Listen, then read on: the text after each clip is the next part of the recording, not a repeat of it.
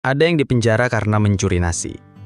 Tapi ada yang bebas meski menghisap triliunan uang negara. Ada yang ditangkap karena bicara terlalu lantang. Tapi ada yang dilindungi meski berbohong terang-terangan.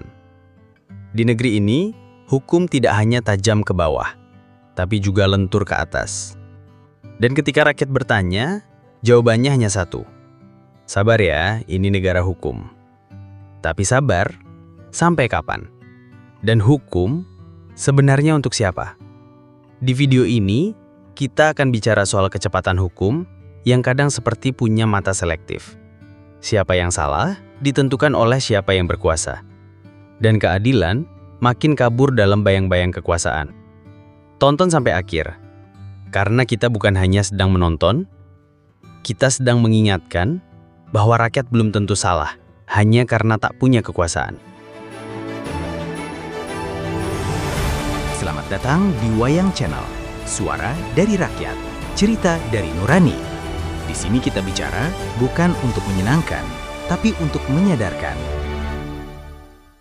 Hari itu, seorang ibu-ibu pedagang kecil ditangkap karena jualan di trotoar. Di tempat lain, seorang pemuda dipenjara karena mencuri dompet berisi 200.000.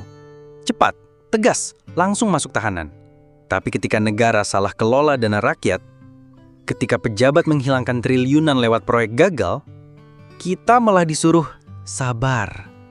Kenapa? Apakah hukum hanya untuk yang lemah? Seorang nelayan kecil yang salah menangkap ikan bisa langsung diseret ke pengadilan. Tapi korporasi besar yang mencemari laut diberi insentif. Ada orang miskin yang dituduh menghina pemerintah langsung dijemput malam-malam. Tapi ada pejabat yang mengabaikan nyawa rakyat lewat kelalaian. Cukup minta maaf di konferensi pers. Saat rakyat salah, hukum cepat. Saat negara salah, rakyat disuruh maklum. Disinilah keadilan berubah jadi parodi. Sistem hukum kita punya mata, tapi matanya hanya melihat ke bawah. Tajam ke rakyat kecil, tumpul ke penguasa. Kenapa? Karena yang bikin hukum juga duduk di kursi kekuasaan. Rakyat hanya bisa patuh, sementara negara bisa berdalih. Kita dikejar pajak, tapi mereka bisa korupsi tanpa ditagih moral. Lembaga hukum bicara prosedur, tapi lupa pada rasa keadilan. Republik ini seperti rumah tangga aneh. Orang tua boleh marah, boleh salah, tapi anak dilarang protes. Kita dipaksa mencintai negara, tapi negara tak pernah benar-benar mencintai rakyatnya. Apakah ini yang disebut berdaulat? Jika negara tak bisa disalahkan dan rakyat tak boleh bertanya, maka negara bukan lagi pelayan rakyat, tapi tuan atas penderitaan mereka. Ini bukan tentang membenci pemerintah. Ini tentang mencintai keadilan. Karena keadilan bukan hanya untuk yang punya kekuasaan, tapi untuk setiap warga yang membayar dengan hidupnya agar negara ini tetap berdiri. Jadi, tanyakan lagi. Kalau rakyat salah, hukum datang. Kalau negara salah, kita disuruh diam. Sampai kapan kita disuruh sabar? Sementara yang salah tetap nyaman. Di kursi empuk, di balik layar, dan di atas penderitaan rakyat. Pernahkah kamu lihat rakyat kecil ditangkap hanya karena berjualan di trotoar? Pernahkah kamu dengar seorang petani tua di penjara karena dituduh menyerobot tanah yang bahkan sudah dia garap selama 40 tahun?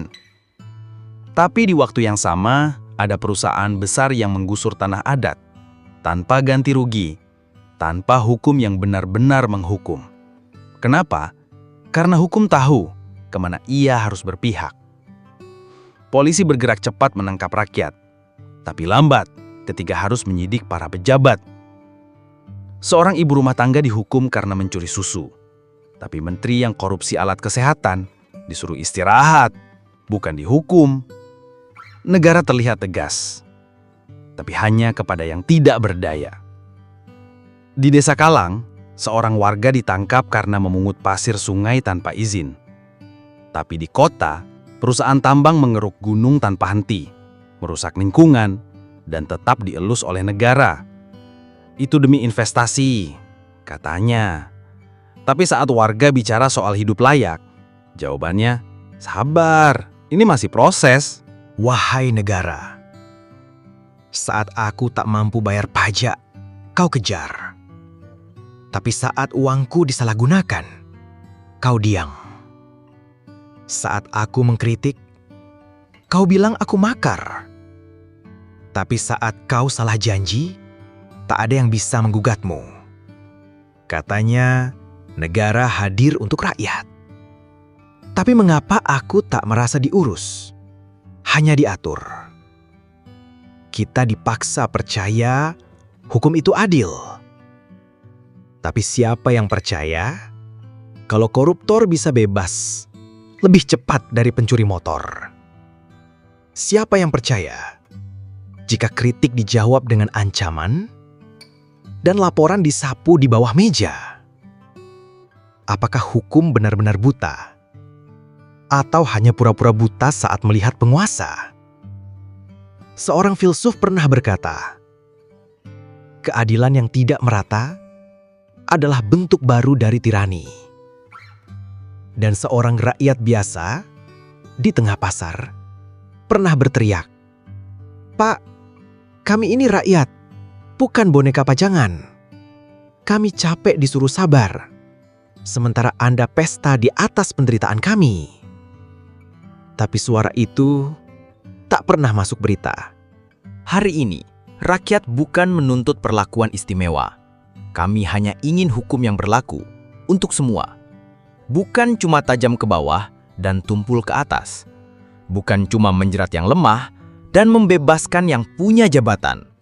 Karena jika hukum hanya untuk rakyat kecil, maka negara ini bukan lagi rumah.